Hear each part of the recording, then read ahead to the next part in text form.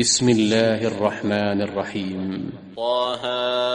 ما أنزلنا عليك القرآن لتشقى إلا تذكرة لمن يخشى تنزيلا ممن خلق الأرض والسماوات العلى الرحمن على العرش استوى له ما في السماوات وما في الأرض وما بينهما وما تحت الثرى وإن تجهر بالقول فإنه يعلم السر وأخفى الله لا إله إلا هو له الأسماء الحسنى وهل أتاك حديث موسى إذ رأى نارا فقال لأهلهم كثوا إني آنست نارا لعلي آتيكم منها بقبس أو أجد على النار هدى فلما أتاها نودي يا موسى إني أنا ربك فاخلع عليك إنك بالوادي المقدس طوى وأنا اخترتك فاستمع لما يوحى إنني أنا الله لا إله إلا أنا فاعبدني وأقم الصلاة لذكري إن الساعة آتية أكاد أخفيها لتجزى كل نفس بما تسعى فلا يصدنك عنها من لا يؤمن بها واتبع هواه فتردى وما تلك بيمينك يا موسى قال هي عصاي أتوكأ عليها وأهش بها على غنمي ولي فيها مآرب أخرى قال ألقها يا موسى فألقاها فإذا هي حية تسعى قال خذها ولا تخف سنعيدها سيرتها الأولى واضمم يدك إلى جناحك تخرج بيضاء من غير سوء آية أخرى لنريك من آياتنا الكبرى اذهب إلى فرعون إنه طغى قال رب اشرح لي صدري ويسر لي أمري واحلل عقدة من لساني يفقه قولي واجعل لي وزيرا من أهلي هارون أخي اشدد به أزري وأشركه في أمري كي نسبحك كثيرا ونذكرك كثيرا إنك كنت بنا بصيرا قال قد أوتيت سؤلك يا موسى ولقد مننا عليك مرة أخرى إذ أوحينا إلى أمك ما يوحى أن اقذفيه في التابوت فاقذفيه في اليم فليلقه اليم بالساحل يأخذه عدو لي وعدو له وألقيت عليك محبة مني ولتصنع على عيني إذ تمشي أختك فتقول هل أدلكم على من يكفله فرجعناك إلى أمك كي تقر عينها ولا تحزن وقتلت نفسا فنجيناك من الغم وفتناك فتونا فلبثت سنين في أهل مدين ثم جئت على قدر يا موسى واصطنعتك لنفسي اذهب أنت وأخوك بآياتي ولا تنيا في ذكري اذهبا إلى فرعون إنه طغى فقولا له قولا لينا لعله يتذكر أو يخشى قالا ربنا إننا نخاف أن يفرط علينا أو أن يطغى قال لا تخافا إنني معكما أسمع وأرى فأتياه فقولا إنا رسولا ربك فأرسل معنا بني إسرائيل ولا تعذبهم قد جئناك بآية من ربك والسلام على من اتبع الهدى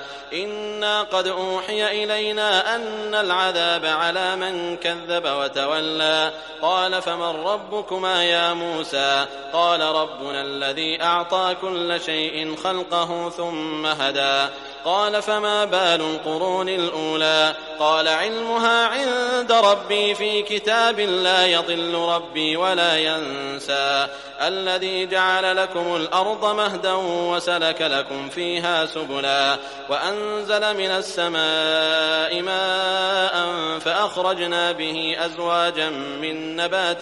شتى كلوا وارعوا أنعامكم إن في ذلك لآيات لأولي النهى منها خلقناكم وفيها نعيدكم نعيدكم ومنها نخرجكم تارة أخرى ولقد أريناه آياتنا كلها فكذب وأبى قال أجئتنا لتخرجنا من أرضنا بسحرك يا موسى فلنأتينك بسحر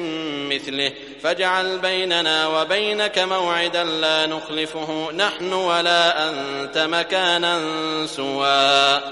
قال موعدكم يوم الزينة وأن يحشر الناس ضحى فتولى فرعون فجمع كيده ثم أتى قال لهم موسى ويلكم لا تفتروا على الله كذبا فيسحتكم بعذاب وقد خاب من افترى فتنازعوا أمرهم بينهم وأسروا النجوى قالوا إن هذان لساحران يريدان أن يخرجاكم من أرضكم بسحرهما ويذهبا بطريقتكم المثلى فأجمعوا كيدكم ثم أتوا صفا وقد أفلح اليوم من استعلى قالوا يا موسى إما أن تلقي وإما أن نكون أول من ألقى قال بل ألقوا فإذا حبالهم وعصيهم يخيل إليه من سحرهم أنها تسعى فأوجس في نفسه خيفة موسى قلنا لا تخف إنك أنت الأعلى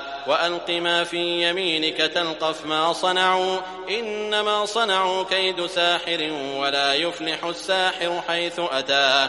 فألقي السحرة سجدا قالوا آمنا برب هارون وموسى قال آمنتم له قبل أن آذن لكم إنه لكبيركم الذي علمكم السحر فلأقطعن أيديكم وأرجلكم من خلاف ولأصلبنكم في جذوع النخل ولتعلمن أينا أشد عذابا وأبقى قالوا لن نؤثرك على ما جاءنا من البينات والذي فطرنا فاقض ما أنت قاض إنما تقضي هذه الحياة الدنيا إنا آمنا بربنا ليغفر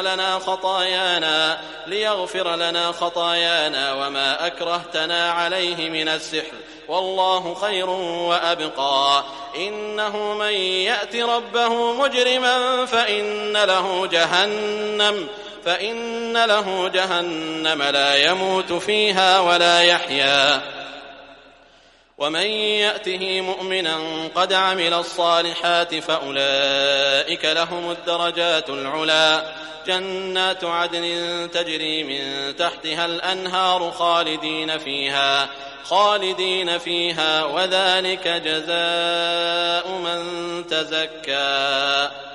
ولقد أوحينا إلى موسى أن أسر بعبادي فاضرب لهم طريقا في البحر يبسا لا تخاف دركا ولا تخشى فأتبعهم فرعون بجنوده فغشيهم من اليم ما غشيهم وأضل فرعون قومه وما هدى يا بني إسرائيل قد أنجيناكم من عدوكم وواعدناكم جانب الطور الأيمن ونزلنا عليكم المن والسلوى كلوا من طيبات ما رزقناكم ولا تطغوا فيه فيحل عليكم غضبي ومن يحلل عليه غضبي فقد هوى وإني لغفار لمن تاب وآمن وعمل صالحا ثم اهتدى وما أعجلك عن قومك يا موسى قال هم أولئك على أثري وعجلت إليك رب لترضى قال فإنا قد فتنا قومك من بعدك وأضلهم السامري فرجع موسى إلى قومه غضبان أسفا قال يا قوم ألم يعدكم ربكم وعدا حسنا أفطال عليكم العهد أم أردتم أن يحل عليكم غضب من ربكم فأخلفتم موعدي قالوا ما أخلفنا موعدك بملكنا ولكننا حملنا أوزارا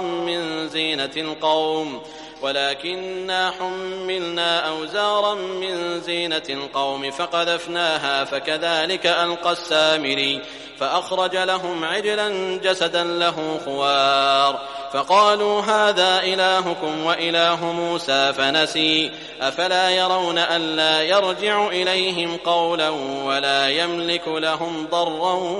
ولا نفعا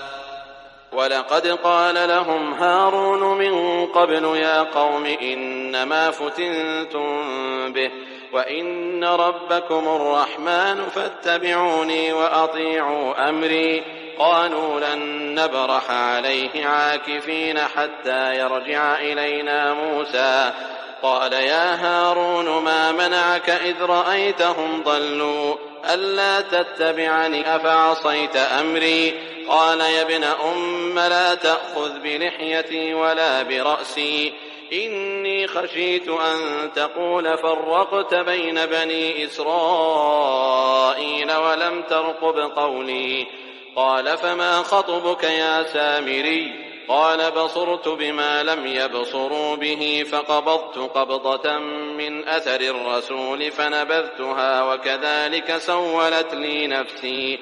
قال فاذهب فإن لك في الحياة أن تقول لا مساس وإن لك موعدا لن تخلفه وانظر إلى إلهك الذي ظلت عليه عاكفا لنحرقنه ثم لننسفنه في اليم نسفا إنما إلهكم الله الذي لا إله إلا هو وسع كل شيء علما كذلك نقص عليك من أنباء ما قد سبق وقد آتيناك من لدنا ذكرا من أعرض عنه فإنه يحمل يوم القيامة وزرا خالدين فيه وساء لهم يوم القيامة حملا يوم ينفخ في الصور ونحشر المجرمين يومئذ زرقا يتخافتون بينهم إن لبثتم إلا عشرا نحن أعلم بما يقولون إذ يقول أمثلهم طريقة إن لبثتم إلا يوما ويسألونك عن الجبال فقل ينسفها ربي نسفا فيذرها قاعا صفصفا لا ترى فيها عوجا ولا أمتا يومئذ يتبعون الداعي لا عوج له وخشعت الأصوات للرحمن فلا تسمع إلا همسا يومئذ لا تنفع الشفاعة إلا من أذن له الرحمن ورضي له قولا يعلم ما بين أيديهم وما خلفهم ولا يحيطون به علما وعنت الوجوه للحي القيوم وقد خاب من حمل ظلما ومن يعمل من الصالحات وهو مؤمن فلا يخاف ظلما ولا هضما وكذلك أنزلناه قرآنا عربيا وصرفنا فيه من الوعيد لعلهم يتقون أو يحدث لهم ذكرا فتعالى الله الملك الحق ولا تعجل بالقرآن من قبل أن يقضى إليك وحيه وقل رب زدني علما ولقد عهدنا إلى آدم من قبل فنسي ولم نجد له عزما وإذ قلنا للملائكة اسجدوا لآدم فسجدوا إلا إبليس أبى فقلنا يا آدم إن هذا عدو لك ولزوجك فلا يخرجنكما من الجنة فتشقى إن لك ألا تجوع فيها ولا تعرى وأنك لا تظمأ فيها ولا تضحى فوسوس إليه الشيطان قال يا آدم هل أدلك على شجرة الخلد وملك لا يبلى فأكلا منها فبدت لهما سوآتهما وطفقا يخصفان عليهما